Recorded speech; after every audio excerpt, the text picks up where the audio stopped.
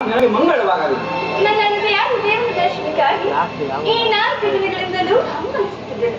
ಅದು ಈ ದಿನಲ್ಲದೆ ಸ್ವಾಮಿ. ನೀನು ನಿನ್ನ ಹೃದಯದ ದೇವನ ದರ್ಶನವನ್ನೇನು ಪಡೆದೆ, ಆದರೆ ಅವನ ಬಳಿ ಅರ್ಪಿಸಲು ಏನು ಸಿದ್ಧಪಡಿಸಿರುವೆ? ನನ್ನನ್ನು ನಿಮಗಾಗಿ ಅರ್ಪಿಸುವೆಂದ ಮೇಲೆ ಇನ್ನು ನನಗಾಗಿ ಮತ್ತೇನು ದೇವ? ಅದು ನಿನ್ನ ಹೃದಯದ ಪ್ರೇಮ. ಅದು ಮೊದಲಿಂದಲೂ ತಮ್ಮದಾಗಿರುವುದು. ಅದನ್ನು ಪುನಃ ಪುನರುಜ್ಜೀವಿದೆ. ನಾನು ಅದನ್ನು ಬಲೆ ಪ್ರೇಯಸಿ, ಆದರೆ ಪ್ರತಿದಿನವೂ ಪ್ರತಿ ಕ್ಷಣವೂ ನಿನ್ನ ಪ್ರೇಮವನ್ನು ಹೊಸದಾಗಿ ಪಡೆಯಬೇಕೆಂಬುದೇ ನನ್ನ ಆಸೆ. ಉತ್ತರ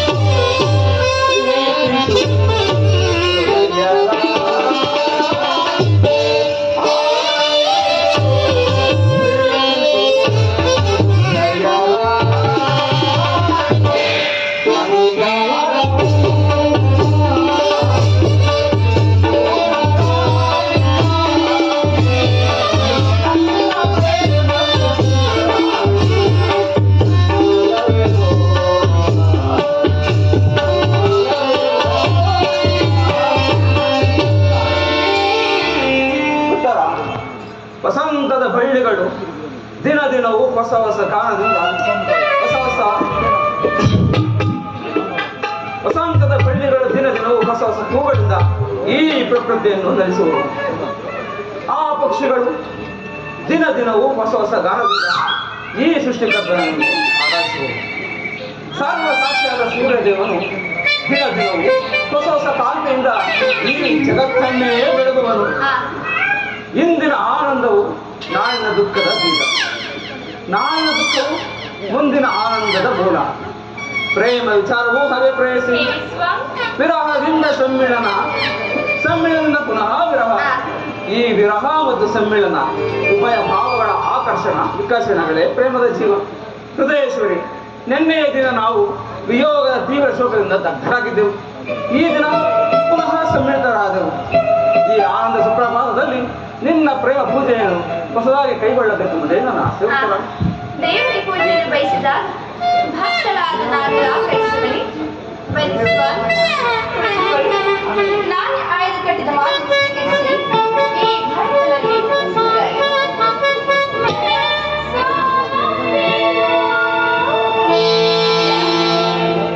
ಪ್ರಾಣೇಶ್ವರ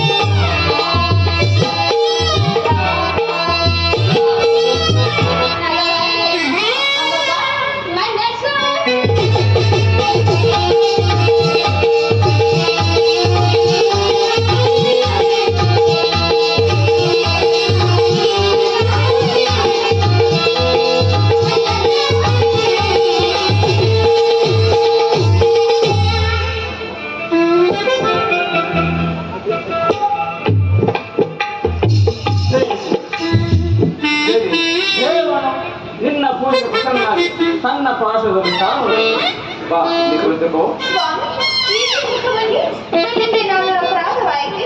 ಪ್ರೇಯಸಿ, ಈ ದಿನ ನಾನೊಂದು ಮಹತ್ಕಾರ್ಯವನ್ನು ಸಾಧಿಸಬೇಕಾಗಿದೆ. ಆದರೆ ನಿನ್ನ ಪ್ರೇಮದ ಆರೋಹಣೆಯನ್ನು ಸನ್ಮಾನಿಸಲು ನನಗೆ ಸಮಯವಿಲ್ಲ. ಈ 4 ದಿನಗಳಲ್ಲೂ ನಿಮ್ಮಲ್ಲೇ ನಿರತರಾಗಿದ್ರಿ. ಈ ದಿನವಾದರೂ ನನ್ನೊಡನೆ ಕಾಲವನ್ನು ಕಳೆಯಬಾರದೆ ಪ್ರಭು. ದೇವಿ, ದ್ರೋಣನ ಚಕ್ರವ್ಯೂಹವನ್ನು ಬೆಳೆಸಲು ರಾಜೇಂದ್ರನ ಬಳಿ ಅನುಮತಿಯನ್ನು ಪಡೆದು ಹೊರಟಿರುವನು. ನನ್ನನ್ನು ತಡೆಯಬೇಡ. ದುರ್ಮುಖದಿಂದ ತಾವು ಯುದ್ಧಕ್ಕೆ ಹೋಗಲೇಬೇಕಾದರೆ ನನ್ನನ್ನು ನಿಮ್ಮ ಸಂಗಡನೆ ಕರೆದುಕೊಂಡು ಹೋಗಿ. ಹಿಂದೆ ನಿಮ್ಮ ತಂದೆಯವರು ಬಲರಾಮನ ಯುದ್ಧ ಮಾಡುವಾಗ ಅತ್ತೆಯವರು ಸಹ ಸಹಾಯ ಮಾಡಿದರಂತೆ. ಆದ್ದರಿಂದ ನಾನು ನಿಮಗೆ ಸಹಾಯವಾಗುವೆನು ಪ್ರಭು. ಆಹಾ ಉತ್ತರ. ಆ ದಿನ ನನ್ನ ತಾಯಿಯು ಬೇರು ಉಪಾಯದ ಅಸ್ತ್ರಧಾರಣೆಯನ್ನು ಮಾಡಬೇಕಾಯಿತು. ಆದರೆ ಯುದ್ಧರಂಗವು ಸ್ತ್ರೀಯ ಉಚಿತವಾದ ಸ್ಥಾನವಲ್ಲ ಉತ್ತರ. ಸ್ವಾಮಿ, ಯುದ್ಧಕ್ಕಾಗಿ ಹೊಸ ಬೆಲನ್ನು ತಂದಂತಿದೆ. ಇದು ನನ್ನ ಬಾರಿಯ ಬೇಸರೆ. ಆಹಾ ಬೇಡ ಬಿಡ ಉತ್ತರ.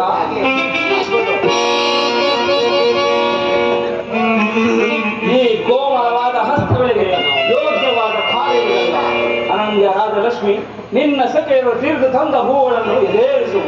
ರೂಪುಗೊಳಿಗರತಿ ಚಂಚಲ ಕಟಾಕ್ಷ ಬಾಣಗಳನ್ನು ನೋಡು. ಮನ್ನನ ಶಾಯಿನಿ ನಿನ್ನ ಹೃದಯ ಮಧ್ಯದಲ್ಲಿ ನನಗೆ ಆಶಯವನ್ನು ನೀಡು. ಅಬ್ಬಪ್ಪ, ಒಂದೇ ದಿವಸದಲ್ಲಿ ಅದೆಷ್ಟೊಂದು ಪ್ರೇಮದ ಮಾತುಗಳು. ಓ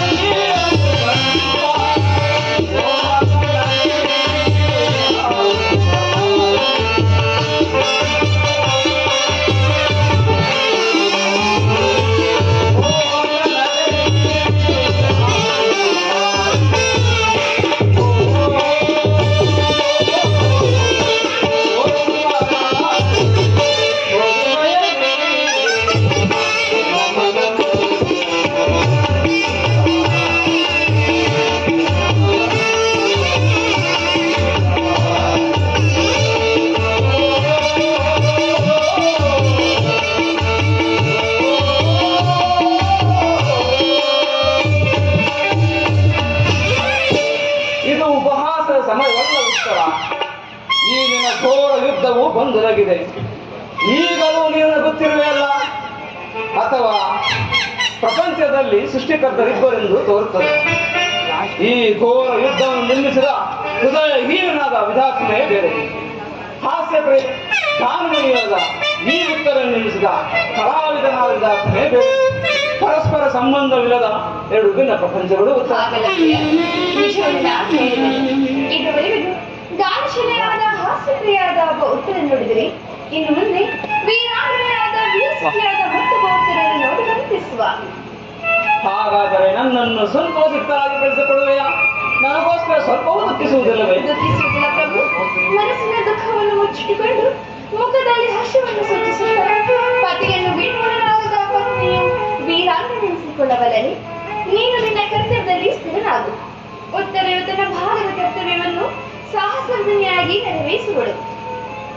ಹಾ ನಾನು ನೋಡುತ್ತಿರುವುದು ಏನನ್ನು ಈಶ್ವರ? ಸ್ವರ್ಣದ ಪುತ್ತಳಿಕೆಯಲ್ಲಿ ಶಿರೀಶನ ಮಾರ್ಧವ, ಸಂಪಿಗೆಯ ಗಂಧದಲ್ಲಿ ಮಲ್ಲಿಗೆ ಮಾಧುರ್ಯ, ಈಗ ಸಂಸಾರ ದುಃಖದ ಮಧ್ಯದಲ್ಲಿ ಸ್ವರ್ಗದ ಆನಂದ ಕೇಳಿ ಧನ್ಯ ಉತ್ತರ ಧನ್ಯ. ಈ ಆರ್ಯಾವತದಲ್ಲಿ ನೀನು ನಾರೀ ರತ್ನಳು. ನೀನು ಕ್ಷತ್ರರತ್ನನು. ಯುದ್ಧವು ನಿನ್ನ ಕೀರ್ತಿ ಹಾಗಾದರೆ ನಿನಗಾವ ಗೌರವವೂ ಇಲ್ಲವೇ? ಈ ದಿನ ಎಷ್ಟೊಂದು ವೀರಮಾತೆಯರು ವೀರಪತ್ನಿಯರು ತಮ್ಮ ದುಃಖದ ಆವೇದವನ್ನು ಹೃದಯದಲ್ಲಿ ಅಡಗಿಸಿಕೊಂಡು ಕಣ್ಣೀರನ್ನು ಭೂಮಿಗುಳಿಸದೆ ಸಾಹಸಮುಖಿಯರಾಗಿ ಹೊತ್ತಿ ಪುತ್ರರಿಂದ ಬೀಳ್ಕೊಂಡಿರುವರು. ಅವರಾವ ಗೌರವವೂ ಇಲ್ಲವೇ?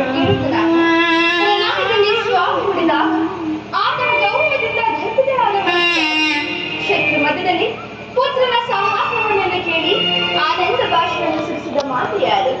ಉತ್ತರೆಯು ಅವನಿಗೆ ಪತಿಯಾಗಲೇ ದೇವರಾಗಿ ಸ್ವಾಮಿ. ಹಾಗಾದರೆ ಈ ಕುರುಕ್ಷೇತ್ರ ಮಹಾಯುದ್ಧದಲ್ಲಿ ನಾನೊಂದು ವೇಳೆ ಮಾಡಿದರೆ ಅದಕ್ಕೋಸ್ಕರ ಸ್ವಲ್ಪವೂ ಬರುವುದಿಲ್ಲವೇ? ಹೇಳು ಉತ್ತರ. ಕಳುವುದಿಲ್ಲ ಪ್ರಭು.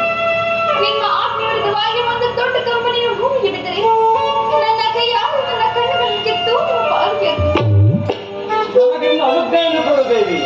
ನೀನು ಹಾಕಿದ ಈ ಪ್ರೇಮ ವಿಜಯ ಮಾಲೆಯಿಂದ ಭೂಷಿತನಾಗಿ ರಣಾಂಗಣದಲ್ಲಿ ಬಿಡುವೆನು. ನನಗಿನ್ನು ಅಪಜಯವಿಲ್ಲ.